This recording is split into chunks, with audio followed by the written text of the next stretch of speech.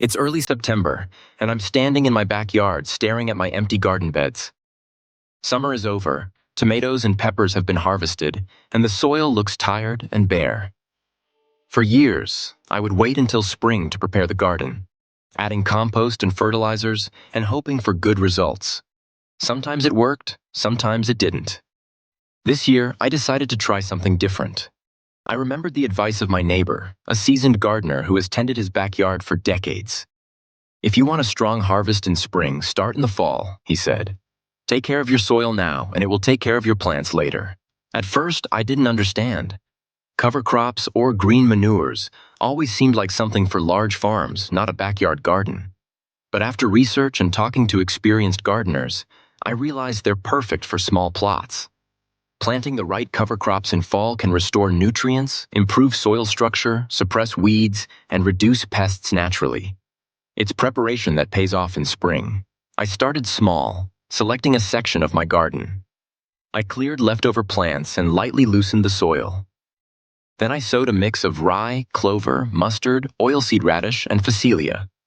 Each plant has unique benefits.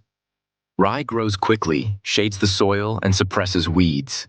Clover fixes nitrogen, feeding future vegetables naturally. Mustard and radish develop deep roots that break compacted soil and pull nutrients from deeper layers to the surface. Phacelia attracts bees and other beneficial insects, helping maintain a balanced ecosystem. Within a week, tiny green shoots appeared.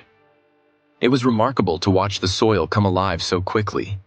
The texture felt different, looser and darker, with that earthy freshness that makes you feel the soil is breathing.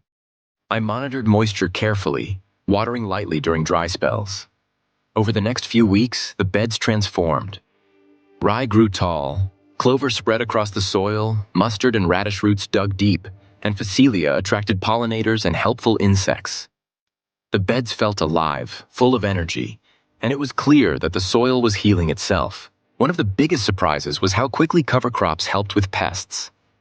In previous years, aphids and soil insects lingered after harvest, making spring planting harder. This fall, the soil seemed cleaner, and I noticed fewer pests. Weeds were also suppressed. The dense growth of rye and mustard shaded the soil, making it difficult for weed seeds to germinate. By the time I mowed and incorporated the cover crops in late October, the beds were virtually weed-free, enriched with organic matter, and ready for spring planting. I kept a small journal to track changes. Week by week, I noted the growth of rye, the spread of clover, and the depth of mustard and radish roots. By mid-October, the beds were covered in a thick mat of greenery, and the soil was noticeably darker, more crumbly, and full of life. Earthworms were active, and beneficial insects appeared in numbers I hadn't seen before. The garden felt healthier, stronger, and more resilient. This process taught me something important. Healthy soil is the foundation of a successful garden. For too long, I focused only on the plants above the soil, trying to fix problems with fertilizers and sprays. Cover crops showed me that when the soil is nurtured, the plants take care of themselves. By September, I had created a living system where nature does most of the work. The soil is enriched, the ecosystem balanced, and when spring comes, my plants will thrive naturally. I experimented with combinations to see what worked best. Rye for fast growth and weed suppression, clover for nitrogen, mustard and radish for deep soil improvement, and phacelia for beneficial insects. Planting them in the right ratios and sequences made a huge difference. Every square foot of soil benefited. I also staggered planting times, starting with rye and mustard in early September, adding clover and phacelia a week later. This ensured continuous coverage and activity in the soil. By November, I allowed the cover crops to grow until the first frost. Some gardeners prefer to cut them earlier, but letting them mature longer gave roots time to break compacted soil and pull nutrients to the surface. Once frost arrived, I mowed the plants and gently incorporated them into the soil. This added organic matter directly into the beds, forming a natural mulch layer. The soil was now richer, looser, and ready to support spring seedlings. I also noticed unexpected benefits. The beds were less prone to erosion after autumn rains.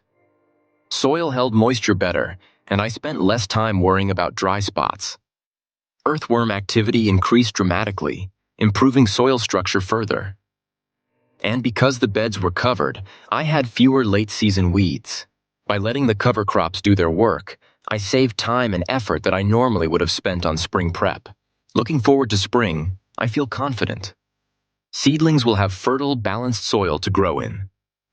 Pests will be naturally reduced, and weeds will be suppressed.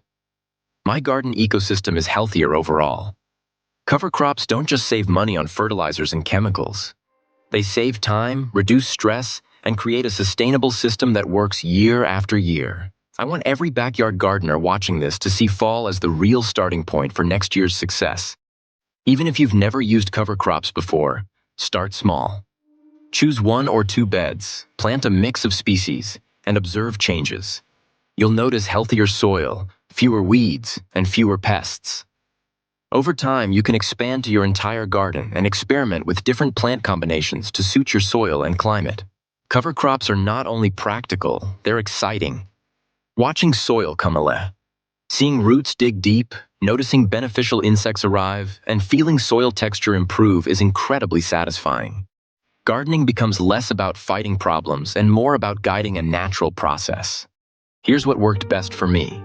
Rye, 25 pounds per 1,000 square feet for fast coverage. Clover, 5 to 8 pounds per 1,000 square feet to fix nitrogen.